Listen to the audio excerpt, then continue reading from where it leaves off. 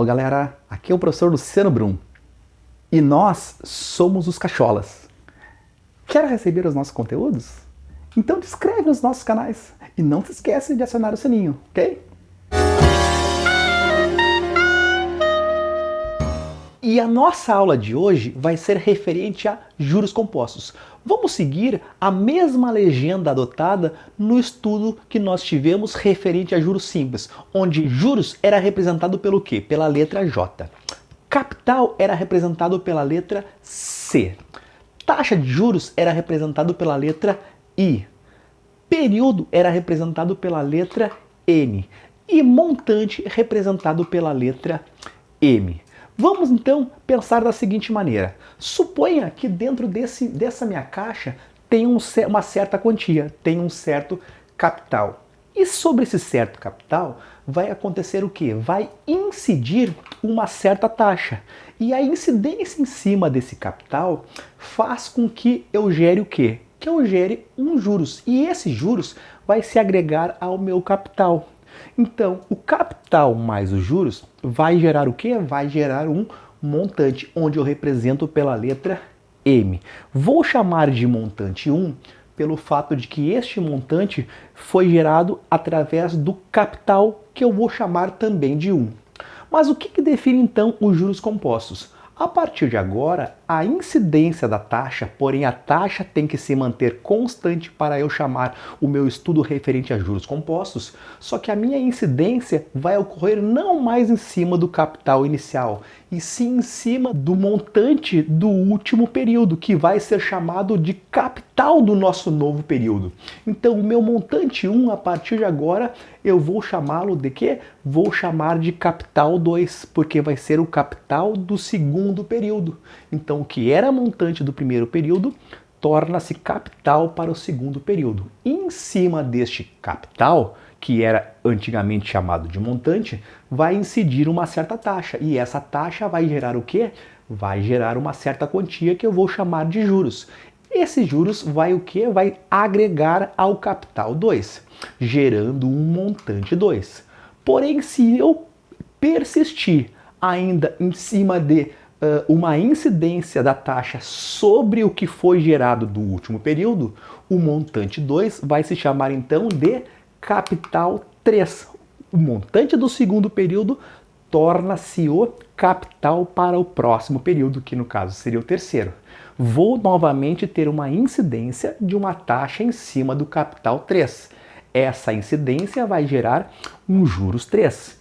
O juros 3 agregado ao capital 3 gera um montante 3. E se eu persistir novamente em incidir uma certa taxa, o que era montante 3 vai tornar-se capital 4 e assim sucessivamente. Certo, gente? Então, este é o esquema que define os juros compostos. Então, a partir do esquema na qual nós acabamos de ver referente a juros compostos, eu posso gerar uma expressão, ou melhor, uma fórmula que vai gerar o meu montante composto.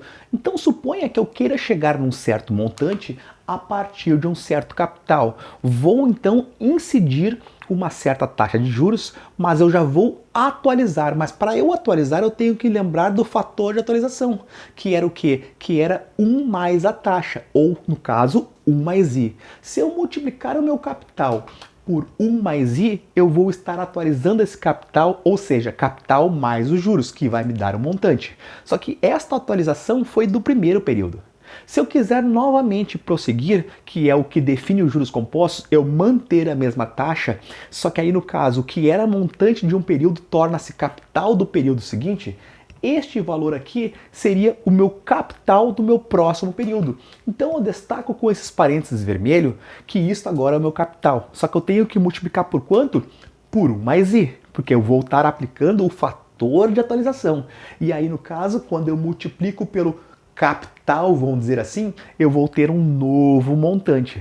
Só que se eu quiser continuar atualizando, isto aqui vai se tornar agora o capital do próximo período, que eu destaco com os parênteses de outra cor. E eu multiplico por 1 mais I para atualizar novamente. E eu posso, seguindo esse produto de 1 mais I vezes 1 mais I, quantas vezes o exercício pedir ou quantas vezes eu quiser. No caso, esta quantidade de vezes que aparece 1 mais i é o nosso período na qual nós vamos trabalhar no exercício. Com isso, a nossa expressão vai ficar como sendo m é igual a capital que multiplica 1 mais i elevado na n. E se eu quiser achar uma fórmula específica para os juros compostos, eu posso simplesmente pegar o montante na qual eu já achei e descontar o capital. Então, juros igual ao montante menos o capital. Porém, o montante eu tive que calcular separadamente.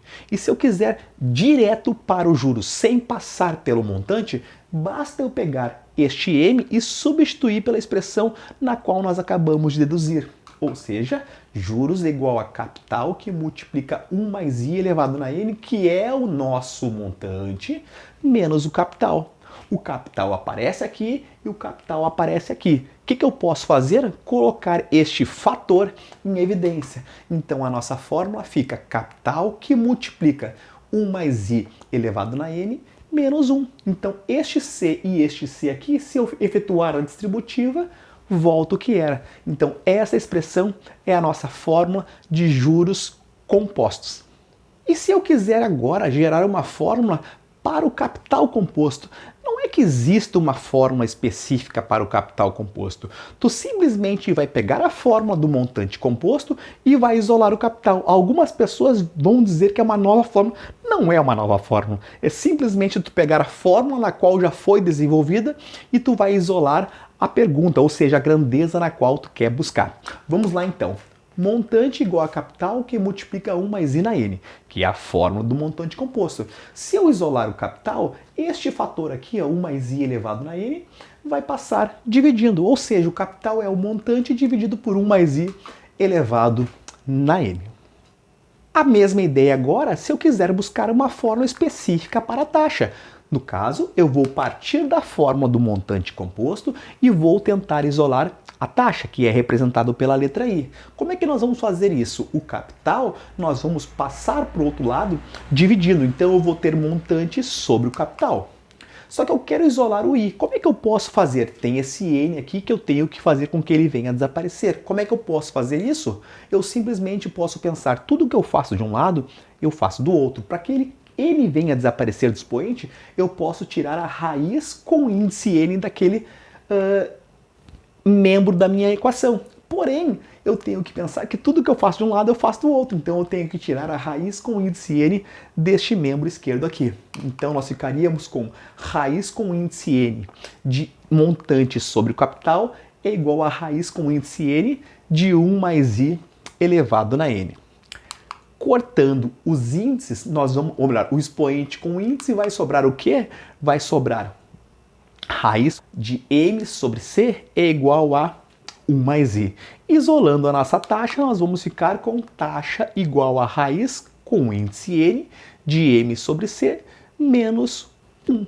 Esta é a fórmula da nossa taxa referente ao regime composto. E o mesmo raciocínio nós vamos ter para o período. Se nós quisermos uma fórmula específica para o período no regime composto, nós vamos partir da fórmula do montante. Então nós ficaríamos com montante igual a capital, que multiplica 1 mais i elevado na n. Para eu isolar o m, o capital que estava multiplicando vai passar para o outro lado, dividindo. Então nós vamos ter m sobre c igual a 1 mais i elevado na n. Porém eu quero chegar no meu n. O que eu devo fazer então? Eu agora não vou extrair a raiz com o índice n, porque senão o n desaparece, eu quero buscar o n. Então nós temos que lembrar novamente que tudo que eu faço de um lado da igualdade eu tenho que fazer do outro. E eu tenho que lembrar do quê? Tenho que lembrar de um operador que nós vimos em anos anteriores, denominado logaritmo. Então eu posso aplicar o logaritmo do membro esquerdo e o logaritmo no membro direito. Então o logaritmo de m sobre c é igual ao logaritmo de 1 mais i elevado na n. Com isso, nós temos que recordar a propriedade logaritmo de uma potência, que é o que está acontecendo no meu membro do lado direito. E o logaritmo de uma potência faz com que tu venha derrubar a potência. Então, nós vamos ficar com logaritmo de 1 mais n elevado na n como sendo n logaritmo de 1 mais i. Tu derruba o n multiplicando o logaritmo, ficando de que maneira? Ficando log de m sobre c é igual a n que multiplica log de 1 mais i. Como agora eu quero isolar o n, eu simplesmente pego o que está multiplicando o n e passo para o outro lado dividindo, resultando em período igual a logaritmo de m sobre c dividido pelo logaritmo de 1 mais i. Então, esta, gente, seria a fórmula do período composto. Então agora vamos colocar em prática e vamos tentar utilizar esse formalismo na qual nós deduzimos através de alguns exercícios. Vamos lá então. Exercício de número 1. Um pequeno investidor aplicou R$200 com rendimento de 1% de juros compostos ao mês. O valor total em dinheiro dessa aplicação ao final de 3 meses é... Então, colhendo as informações do nosso exercício, nós temos capital R$200, taxa 1% ao mês, período 3 meses e nós estamos em busca do montante. Então vamos aplicar direto o formalismo na qual nós já deduzimos. Montante é igual a capital que multiplica 1 mais taxa elevado no período n. Então, como eu quero buscar o montante, nós vamos ter montante igual a 200 vezes 1 mais a nossa taxa, eu vou colocar na forma sem a simbologia do percentual, na forma decimal, que ficaria 0,01, isso aí significa 1%, elevado no período, que é 3. Observar o quê? Que a unidade do período conhecida com a unidade que nós utilizamos para a taxa. Unidade que eu digo ao mês, ao semestre, ao ano, e o período tem que coincidir. Então agora, resolvendo o parênteses, nós temos 200, que multiplica 1,01 elevado ao cubo. Montante é igual a 200, que multiplica 1,01 ao cubo, vai resultar em 1,030301. Este valor vezes 200, nós vamos obter um montante de R$206,06. Daria mais do que 2 casas decimais. Como eu estou trabalhando com uma forma monetária, com valor monetário, eu simplesmente trabalho com 2 casas depois da vírgula para representar o valor dado em centavos. Então a resposta do nosso exercício é a letra B.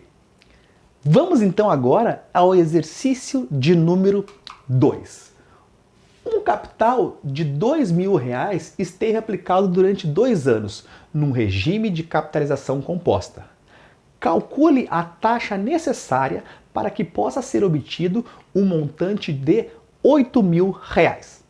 Retirando as informações do exercício, nós vamos ter um capital de R$2.000, num período de 2 anos, gerou um montante de R$8.000 e eu quero descobrir qual é a taxa que fez com que rendesse o capital desta forma. Então vamos lá, eu posso simplesmente usar a fórmula da taxa na qual nós desenvolvemos, na qual nós deduzimos, ou eu posso ainda partir da ideia da forma do montante. Seria assim, ó, montante igual a capital que multiplica 1 mais i elevado na n. O montante R$8.000, capital R$2.000, que multiplica 1 mais i elevado num período de 2 anos. Como eu quero chegar no i, eu vou isolar, no caso, aquele fator lá, aquele parênteses. No caso, 2.000 passa para cá, dividindo. 8.000 dividido por 2.000. Isto é igual a 1 mais i ao quadrado. Fazendo tal simplificação, 8 por 2 eu vou chegar em 4, 1 mais i ao quadrado. Para eu eliminar aquele quadrado, extraio a raiz quadrada, porque tudo que eu faço de um lado eu tenho que fazer do outro, então eu tenho que extrair também a raiz quadrada do meu membro do lado esquerdo. Raiz quadrada de 4 eu vou obter 2, desaparece no caso o expoente com o índice, corta, fica 1 mais i. Como eu quero descobrir o valor de i é igual a 2 menos 1, que vai dar 1. 1 ao ano. 1 o quê? Eu quero uma resposta em porcentagem? Ah, se tu quer uma resposta em porcentagem, tu tem que compensar. Tu não pode simplesmente dividir um número por 100. Se tu quiser dividi-lo, para colocar a simbologia do percentual, tu tem que compensar multiplicando por 100. Então, se eu multiplicar por 100 o número 1, eu vou obter 100. 100 por 100 que dá 1, mas 100 por 100 é 100%. 100% ao quê? 100% ao ano, porque o meu período foi dado em anos. Ok, gente? Então, esta é a nossa solução. Então, a nossa resposta é a letra D. Porém, notem que facilmente a pessoa poderia marcar a letra A ou a letra B pelo fato de que nós encontramos o valor 1 no nosso exercício. Porém, este valor não era um valor percentual. Então agora vamos para o nosso exercício de número 3, onde diz: um capital de R$10.000 esteve aplicado à taxa anual de 10%, num regime de capitalização composta. Calcule o tempo necessário para que possa ser obtido um montante de R$15.000. Porém, nós ganhamos algumas informações, dados. Considere que o logaritmo de 1,5 igual a 0,18 e o logaritmo de 1,1 é igual a 0,04. Extraindo as informações do nosso exercício, nós temos capital R$10.000 a uma taxa de 10% ao ano, que vai gerar um montante de R$15.000. A pergunta é: quanto tempo leva para que isso venha a acontecer? Claro que esse exercício ainda fornece o logaritmo de 1,5, que é 0,18, e o logaritmo de 1,1, que é 0,04, dado do exercício. Então, como eu quero descobrir o período, eu poderia novamente pegar a fórmula na qual nós deduzimos pronta ou partir da fórmula do montante. Claro que quem memoriza a fórmula na qual nós deduzimos ficaria muito mais simples. E a fórmula seria que o período composto é o logaritmo do montante sobre o capital dividido pelo logaritmo de 1 mais I, que é a taxa. Então, só substituindo as informações, nós vamos ter logaritmo do nosso montante, que é 15.000, dividido por 10.000. O logaritmo dessa informação, a princípio, nós não sabemos. Dividido pelo logaritmo de 1 mais o I na forma decimal. Não trabalho com percentual. 10% é 0,10 ou 0,1. Então, nós vamos obter agora logaritmo. 15.000 dividido por 10.000 dá para cancelar os zeros. 15 dividido por 10 vai dar 1,5. E se eu somar o 1 com 0,1, 1,1. Porém, essas informações foram dadas. Logaritmo de 1,1 é 0,18. E o logaritmo de 1,1 também foi fornecido, 0,04. E agora, como é que eu faço tal divisão? Aqui eu tenho duas casas decimais e aqui eu tenho duas casas decimais. É como se eu multiplicasse o numerador por 100 e o denominador por 100 e tirasse essa nossa vírgula, ficando com 18 dividido por 4, que é a mesma coisa que 9 dividido por 2, que é a mesma coisa que 4,5. 4,5 o quê? Como a minha taxa é dada em ano, aqui eu vou ficar em anos. 4,5 anos, que equivale ao quê? A 4 anos e meio. E a resposta do nosso exercício é a letra C. Estes, então, eram os exercícios referentes a juros compostos. Esta era a nossa aula de hoje. Até o nosso próximo encontro.